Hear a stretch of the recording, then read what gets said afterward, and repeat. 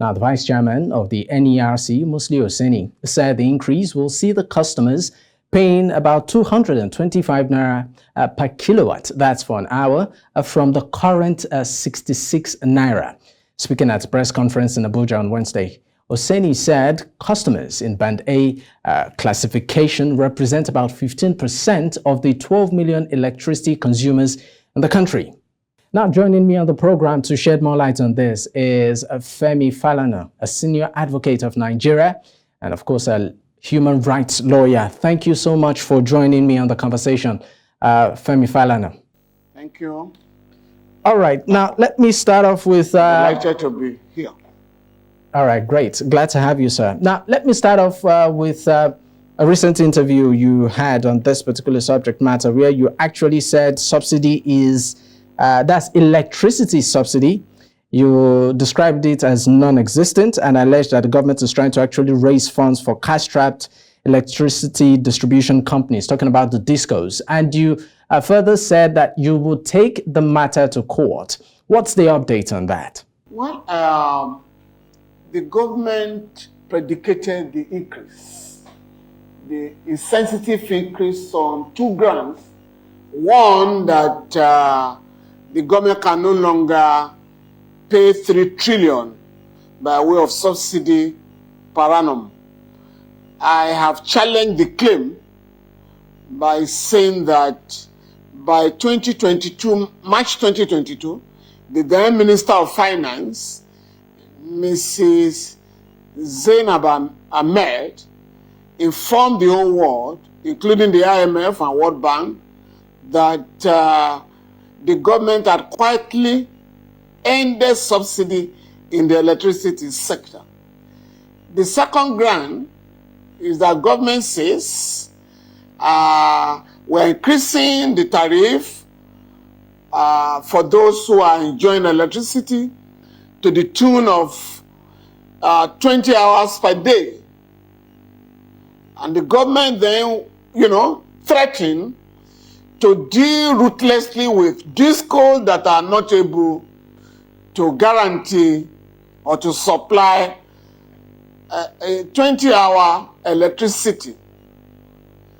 But since the tariffs were increased on the 3rd of April,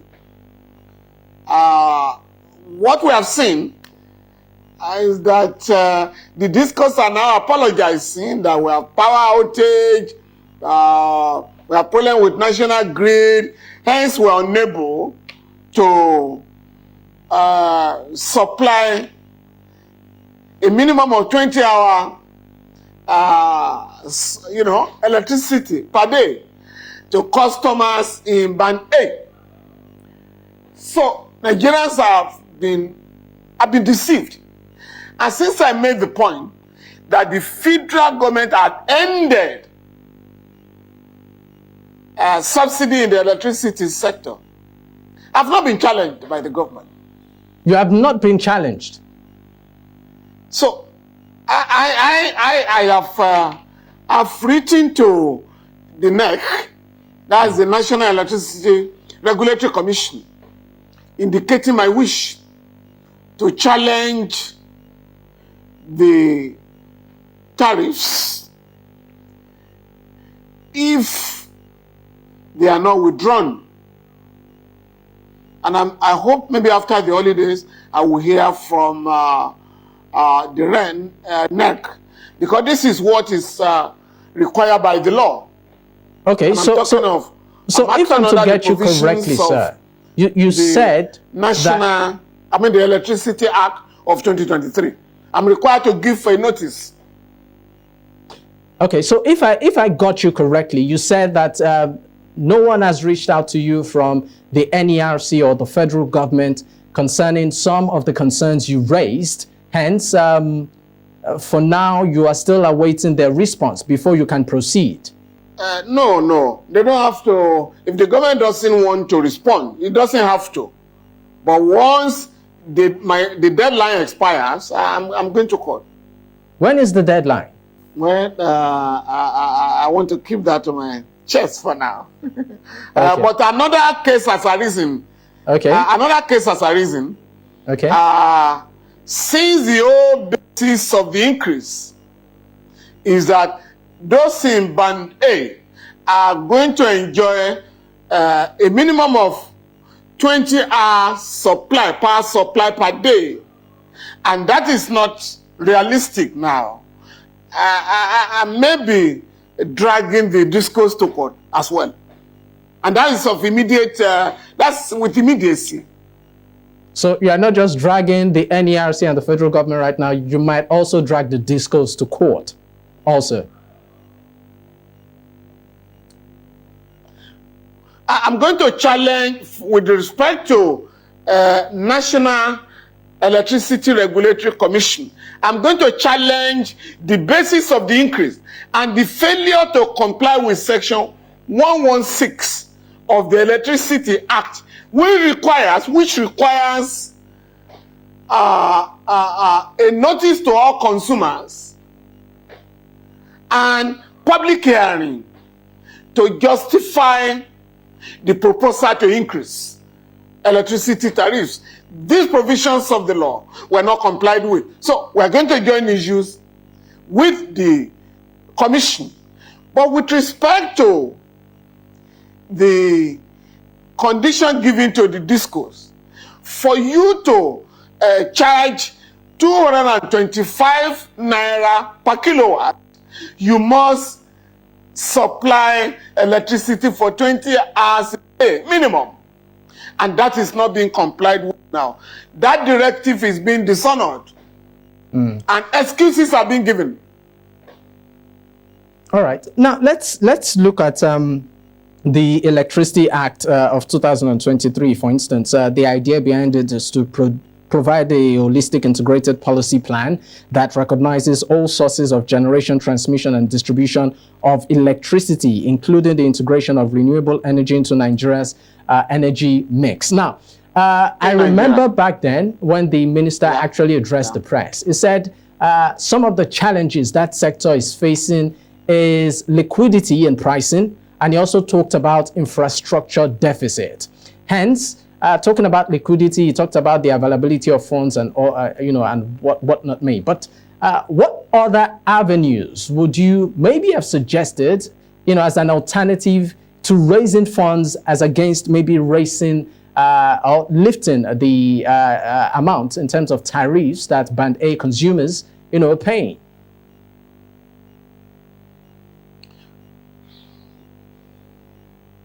Well, I've made the point, again, this has not been challenged, that the whole purpose of the increase is to help cash-strapped discos and gencos to pay their debts. They are heavily indebted to the banks. And to compound the crisis, because of the inability of the discos to pay their debts to the banks, the government had, through AMCON, taken back a number of the discos.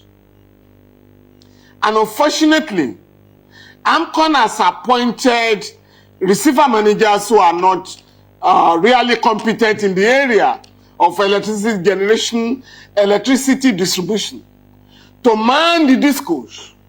And what I have therefore suggested is that since the Constitution has been amended to decentralize the electricity sector, whereas electricity was in the exclusive legislative list, is now in the concurrent list, instead of asking state governments to establish their own power stations, I have suggested that states in each of the regions should be encouraged to invest in the cash-strapped discos.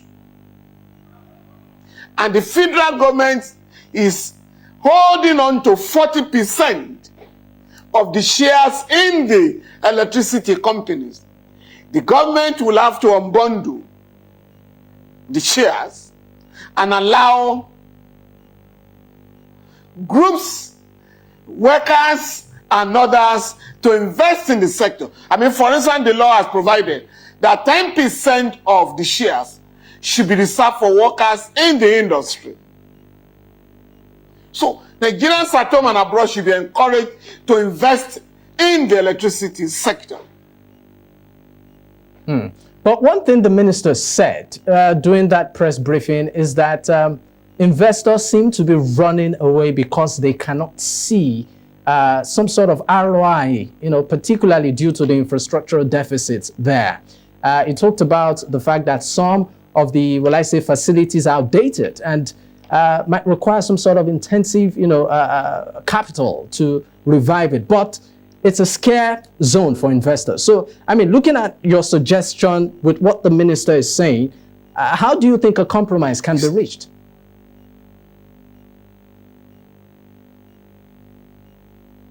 No, the consumers cannot be blamed. The people of Nigeria cannot be blamed for the mismanagement of the huge funds running to $50 billion that have been wasted in the electricity sector. Now, in 2013, the Jonathan administration gave out the electricity companies to his friends and cronies that are incapable to manage the electricity companies. And so we're in trouble. So the government must now lay all the cards on the table and allow Nigerians to determine the way forward. We cannot be glued.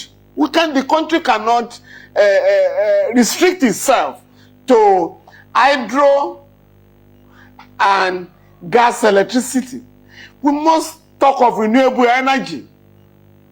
And we must group the country. Right? We must talk of a section of the country, like the Northeast, to go for solar energy. In the South, particularly in the Niger Delta, to go for gas energy. In the middle belt, we should encourage people to go for coal energy. And then in the north, where you have Kaduna, Kano, Katsina, we can encourage wind energy.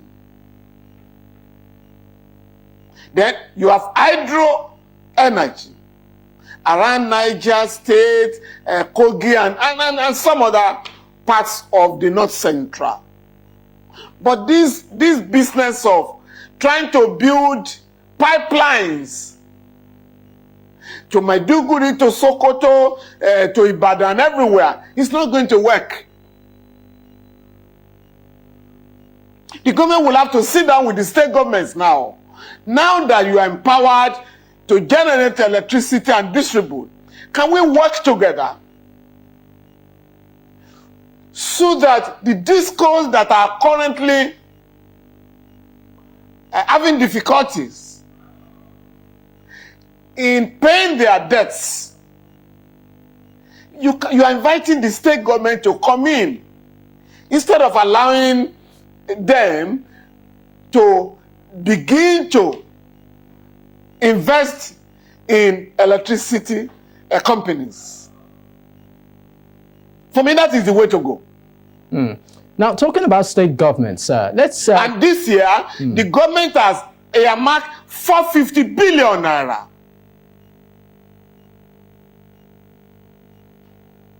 So the minister is supposed to talk about implementing policies and not to usurp the functions of the commission.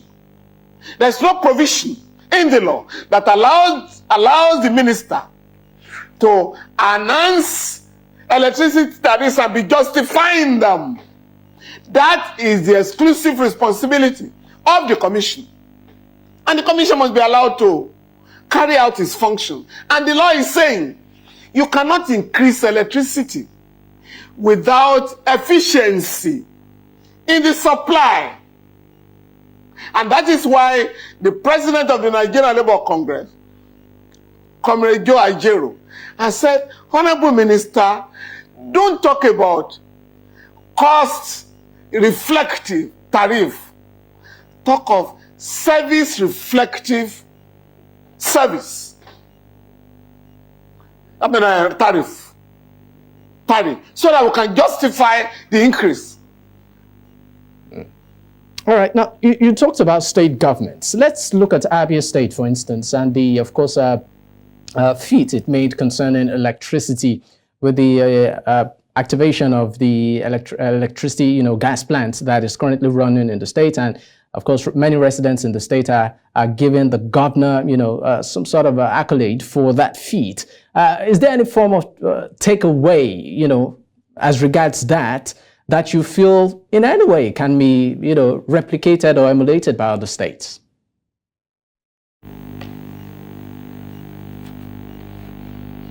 No, what happened in Abia predated the current administration. An individual, a former power minister, Professor Batinaji, decided to set up a power plant in that state. But that is not enough to power the entire state.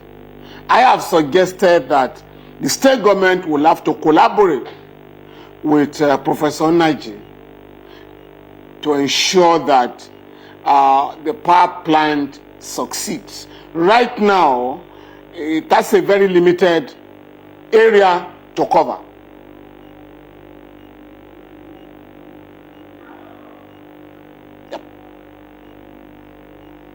So it's not yet to Uhuru in Abia State. But it's a challenge. If an individual can do that, it's a challenge to state government and the federal government. All right, let's talk about... that we can have electricity in this country. And not electricity supply restricted to the rich in Band A. Again, under the law, the government is asked to stop undue discrimination in the supply of electricity in the country.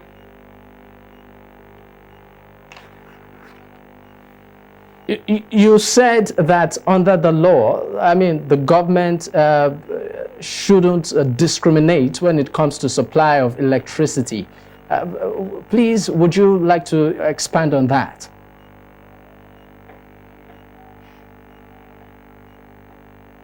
Under Section 116 of the Electricity Act, a duty is imposed on the Commission to abolish undue discrimination.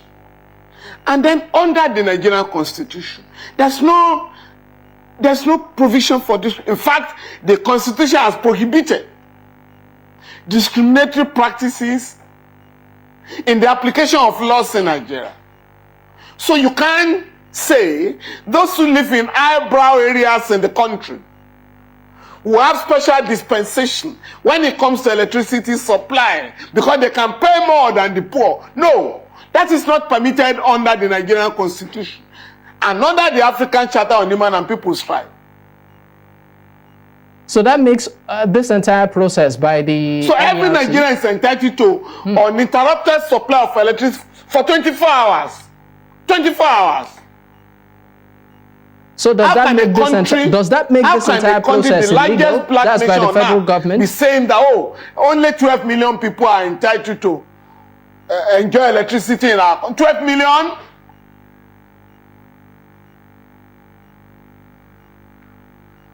Out of 220 million people. And we are asking people to clap for the government. Even for people in Band A, how many of them have meters?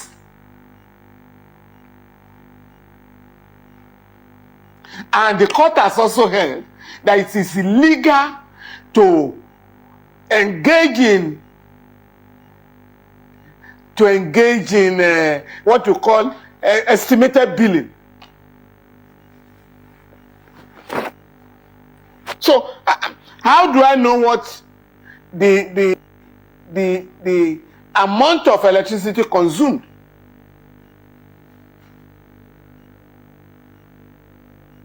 And I can disclose to you that in 2003, the government voted 40 billion naira for the supply of meters in the country. But what happened at the end of the day? The minister has just disclosed that a private company diverted 32 billion naira from that money.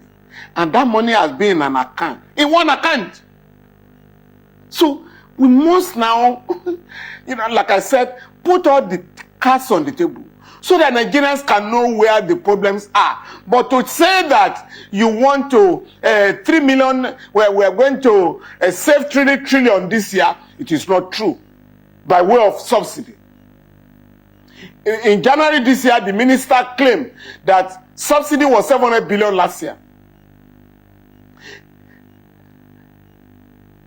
In March, the IMF claimed that subsidy for electricity and fuel it's 2.3 trillion this year. And they are saying that these agencies are saying, this foreign agency is saying that in spite of the cancellation of fuel subsidy, that the government is still spending about 1 trillion per annum. So the IMF therefore is talking of 1.3 trillion for electricity tariff, subsidy. But the minister is now saying it's 3 trillion. So who is telling the truth? Meanwhile, the Federal Ministry of Finance had announced in 2022 that subsidy has been cancelled in the electricity sector. So, and that is why they don't want to have a public hearing as required by the law. Because they don't want this fact disclosed. All right. You have stated some legal hurdles that need to be crossed, for this to fly. And you've also stated some concerns, particularly with many of these moves when it comes to the law. Does that make the whole idea of band A, band B, all the way, and particularly when it comes to discrimination, illegal?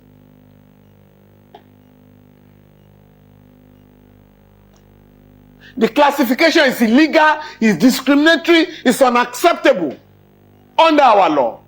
You cannot be justified under the law.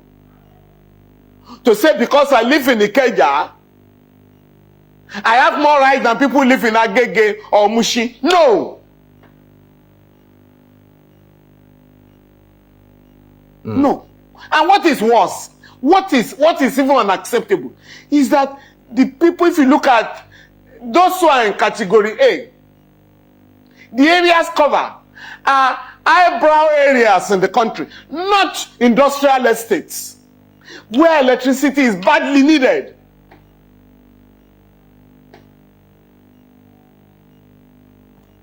All right. Thank you so much for your time on the program, sir. Femi Falana, Senior Advocate of Nigeria and also human rights activist. Once again, thank you for your time on the conversation.